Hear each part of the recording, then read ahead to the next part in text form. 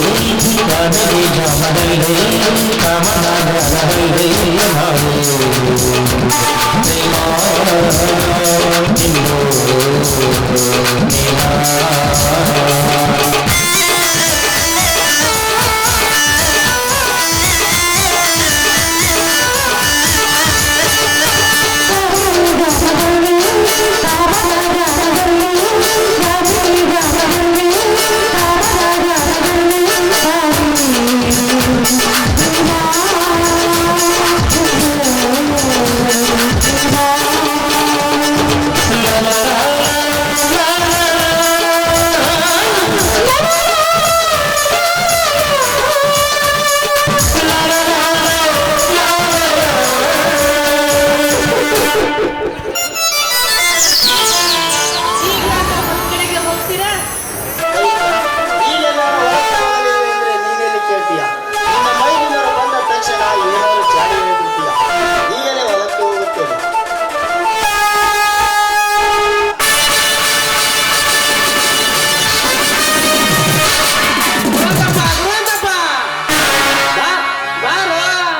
ಓ ಯಾರು? ಓ ಪಟೇಲ್ರೆ. ಪವಿತ್ರ ಪಟೇಲ್ರು ಬಂದಿದ್ದಾರೆ. ಚಾಪೆ ಹಾಸಿ. ಬೇಡ ಗುಣವಂತ, ನಿನ್ನ ಮನೆಗೆ ಬಂದು ಚಾಪಿ ಮೇಲೆ ಕುಳಿತುಕೊಂಡು ಮಾತನಾಡುವ ಸಮಯ ನನಗಿಲ್ಲ. ಆದರೆ ಒಂದು ವಿಷಯ ತಿಳಿಸೋದಿತ್ತು, ಅದನ್ನು ತಿಳಿಸುವ ಪಟೇಲ್ರೆ, ಏನು ಕಳಿಸಿದ್ರೆ ನಾನೇ ನಿಮ್ಮ ಮನೆಗೆ ಬರ್ತಾ ಇದ್ದೆ. ನೀವೇಕೆ ಬರಬೇಕಾಗಿತ್ತು? ನೋಡು ಗುಣವಂತ, ಸಣ್ಣವರಿಗೆ ಹೇಳಿ ಕಳಿಸಿದ್ರೆ ಗೊತ್ತಾಯಿತು. ಈಗ ನೀವು ದೊಡ್ಡವರಾಗಿದ್ದೀರಾ, ಮೇಲ್ಮಟ್ಟಕ್ಕೆ ಬೆಳೀತಾ ಇದ್ದೀರಾ, ಅದಕ್ಕೆ ಬರುತ್ತಾರೋ ಇಲ್ಲ ಅಂತ ನಾನೇ ಬಂದೆ. ಛೇ ಛೇ, ಎಂತ ಮಾತನಾಡುತ್ತಿರುವಿರಿ ಪಟೇಲ್ರೆ?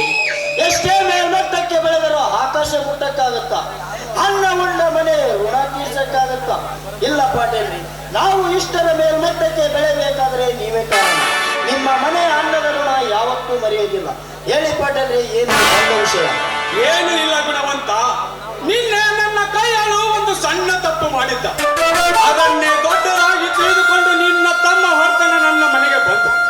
ನನ್ನ ಕಣ್ಣೆದುರಿಗೆ ಅವನಿಗೆ ಬೇಡ ಹಾಕಿ ಎಳೆದುಕೊಂಡು ಹೋಗುವುದಲ್ಲದೆ ನನ್ನ ತಾಕತ್ತನ್ನು ಕೇಳುವುದ. ನೋಡಿ ಪಟೇಲ್ರಿ, ನನ್ನ ತಮ್ಮ ವರ್ತನೆಗೆ ನಿಮ್ಮ ಬಗ್ಗೆ ಗೊತ್ತಿಲ್ಲ ಅನ್ಸುತ್ತೆ. ಯಾಕೆಂದ್ರೆ ಒಂದಿಷ್ಟು ದಿವಸ ಬೆಂಗಳೂರಲ್ಲಿ ಇದ್ದ, ಈಗ ತಾನೇ ಬಂದಿದ್ದಾನೆ. ನೀವೇ ಅವನ ಬಗ್ಗೆ ತಲೆಕೆಡಿಸಿಕೊಳ್ಳಬೇಕು. ನಾನು ಅವನಿಗೆ ಬುದ್ಧಿ ಹೇಳಿ ನಿಮ್ಮ ಕೈಯಾಳನ್ನು ಬಿಡಿಸಿ ಕಳಿಸುತ್ತೇನೆ. ಆಯ್ತು ಗುಣವಂತ, ನೀನು ಬುದ್ಧಿಯಲ್ಲಿ ಗುಣವಂತನಿದ್ದೀಯೆಂದು ಮೊದಲು ನಾನು ನಿನಗೆ ಬೇಕಾಗುವುದಿಲ್ಲ. ಒಂದು ವೇಳೆ ಆ ವರ್ತನ ನಿನ್ನ ತಮ್ಮನಾಗದೆ ಬೇರೆ ಯಾರಾದರೂ ಆಗಿದ್ದರೆ ಅವತ್ತೇ ಅವನ ಹಣೆ ನನ್ನ ಅರಮನೆಯಲ್ಲಿ ಬಿದ್ದಿರುತ್ತಿತ್ತು. ಇನ್ನು ಮುಂದೆ ಅವನಿಗೆ ನನ್ನ ಬಗ್ಗೆ ತಿಳಿಸಿ ಹೇಳು. ನಾವಿನ್ನು ಬರುತ್ತೇವೆ. ವಾಸಕ್ಕೆ ಹೋಗೋಣ.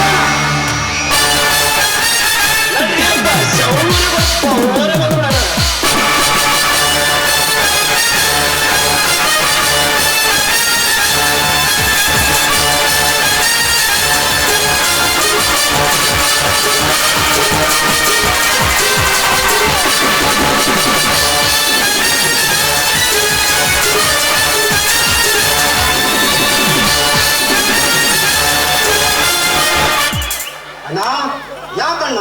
ಯಾಕೋ ಪಾಟೀಲ್ ರವಳೆ ಮನೆವರೆಗೆ ಬಂದಿತ್ತು? ಏನಿಲ್ಲ ವಿಷ್ಣು, ನಮ್ಮ ಮನೆ ಕಡೆ ಬರಲಾರದೆ ಬಹಳ ದಿನವಾಗಿತ್ತಂತೆ.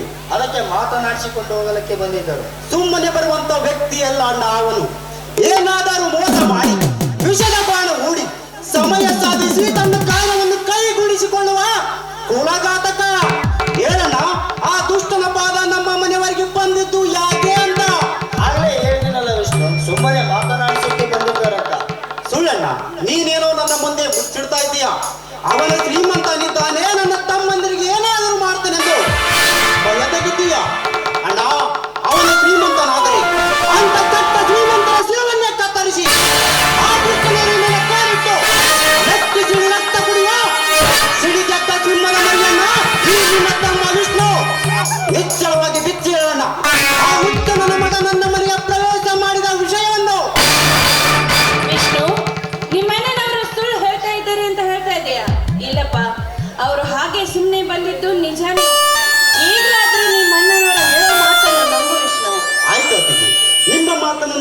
ಅಲ್ಲದೆ ಮತ್ತಾರು ಮಾತನ್ನ ನಮ್ಮಲ್ಲಿ ಅಣ್ಣ ಇನ್ನು ವರ್ತನ ಮನೆಗೆ ಬಂದಿಲ್ಲವೇ? ಇನ್ನೂ ಬಂದಿಲ್ಲ ವಿಷ್ಣು. ವಿಷ್ಣು, ನನ್ನದೊಂದು ಮಾತಿದೆ, ನಡೆಸಿಕೊಡ್ತೀಯಾ? ಒಂದಲ್ಲಣ್ಣ